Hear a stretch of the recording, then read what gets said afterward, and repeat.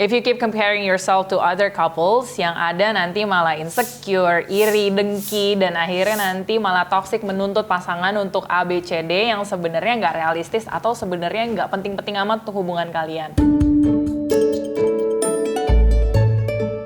Hai guys, gue Andrea @catwomanizer. Ngomongin tentang relationship goals, pasti ada nama-nama yang langsung muncul di benak kalian. Apalagi di era media sosial sekarang ini, di mana banyak orang mengumbar kemesraan mereka di Instagram. Jadi dengan gampangnya, orang-orang juga melabeli pasangan-pasangan ini dengan couple goals atau relationship goals. Padahal yang sebenarnya terjadi di balik Instagram atau di balik video dan foto yang mereka post, mungkin kenyataannya bukan seperti itu.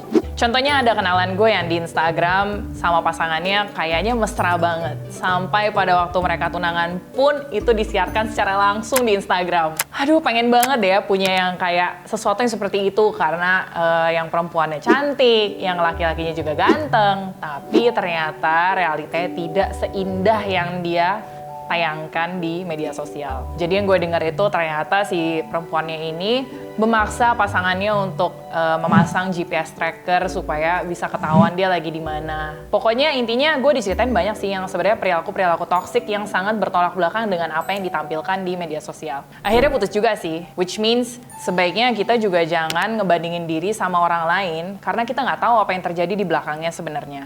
Biasanya netizen memandang sebuah hubungan itu relationship goals karena memiliki komponen-komponen seperti misalnya penampilannya menarik, dari keluarga terpandang, dari status ekonomi sosialnya juga yang dari kelas atas misalnya. Seperti yang biasa kita kenal dengan bibit, bebet, bobot. Bibit itu adalah asal-usul keluarga, bebet itu adalah status ekonomi sosial, dan bobot adalah tinggi rendahnya kualitas diri seseorang. Nah, tapi ada pertanyaan juga dari follower gue.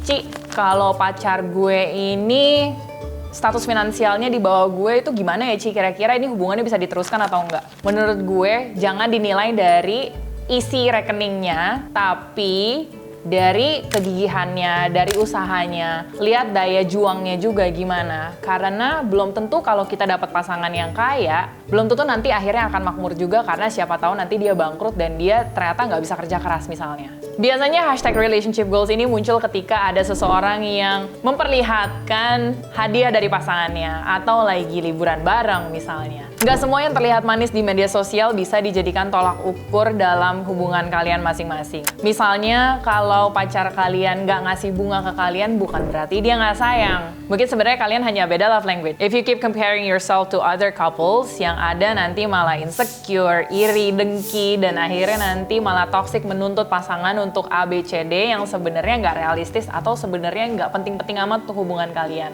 Ada follower gue yang suka nanya, Cici kalau sama Kokolius tuh chatting tiap hari atau enggak, atau teleponan setiap hari atau enggak. Gue yang kayak, ya sebenarnya tiap hari sih, tapi kan bukan berarti if it works for some people, it works. Tapi ada juga yang kayak misalnya sepupu gue waktu long distance aja, US sama Indonesia, dia bilang dia tuh cuma video call seminggu sekali. Dan kalau chatting juga ya seperlunya aja, bukan yang harus tiap hari. Tapi sekarang setelah 7 tahun akhirnya dia menikah juga. Jadi again, don't compare yourself with other people. Karena what works for you might not work with other people dan sebaliknya. Oh, ada juga nih follower gue yang waktu itu nanya. Dia sebenarnya udah ngerasa gak cocok sama pacarnya. Tapi orang tuanya tuh udah bilang, pokoknya kamu jangan putus ya. Kapan lagi kamu mau dapat pasangan kayak gitu. Terus dia yang kayak, aduh terus gue gimana ya Ci ya? Yang gue bilang adalah, coba tanya orang tua lo. Kira-kira yang nanti akan menikah, lo apa orang tua lo? Karena kalau emang dirasa gak cocok, kenapa harus dipaksakan menikah? Bisa aja nanti akhirnya dapet yang sesuai relationship goals-nya sama lu, bukan relationship goals-nya orang tua lu. Yang jadinya nggak cuma look good on papers, tapi sebenarnya cocok dan baik untuk lo. Again, don't compare yourself with other people. Yang penting gimana komunikasi yang sehat sama pasangan and create your own relationship goals with your partner.